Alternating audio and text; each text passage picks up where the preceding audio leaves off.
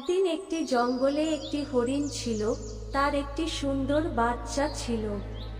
হরিণ তার বাচ্চাকে কখনো একা ছাড়ত না, সবসময় তাকে লক্ষ্য রাখত। বাচ্চাটি তার মায়ের সাথে একটি গুহাতে থাকত, কিন্তু সবসময় গুহার ভিতরে থাকতে তার ভালো লাগতো না। সে তার মাকে বলতো, চলো না মা, জঙ্গলে ঘুরতে যাব। কিন্তু তার মা তাকে ভয় দেখিয়ে গুহার মধ্যে থাকতে বলতো।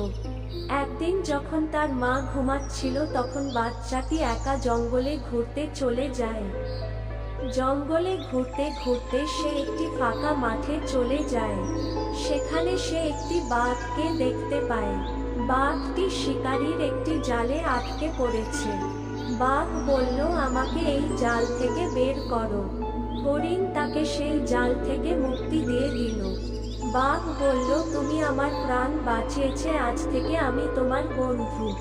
এইভাবে তাদের দুজনের মধ্যে বন্ধুত্ব হয়ে যায়। বাঘ বলল, তোমার যদি কোনোদিন সাহায্যের দরকার পড়ে তুমি আমাকে বলবে, আমি তোমারে সাহায্য করব। এই বলে যে যার বাড়ি চলে যায়। একদিন হরিণ তার বাচ্চাকে নিয়ে মাঠে ঘাস খেতে যাচ্ছিল, তখন একটি শিয়াল তাদেরকে দেখে ফেলে আর তাদের মারার একটা মতলব বের করলো। প্রতিদিনের মতো হরিণ যখন ঘুমিয়ে পড়ত, তখন তার বাচ্চাটি গুহার বাইরে বেরিয়ে জঙ্গলে চলে যেত।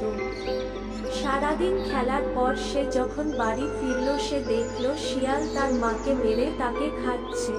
সে সেই গুহা থেকে বাইরে বেরিয়ে দৌড়ে বাঘের কাছে চলে যায়। সে বাঘের কাছে গিয়ে তাকে সব কথা বলে দিল।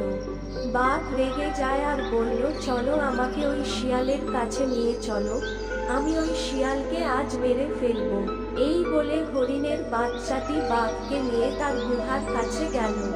হরিণের আওয়াজ শুনে শিয়াল গুহার বাইরে বেরিয়ে এলো। বাঘ শিয়ালকে দেখে তার উপর ঝাঁপিয়ে পড়ল আর তাকে মেরে ফেলল।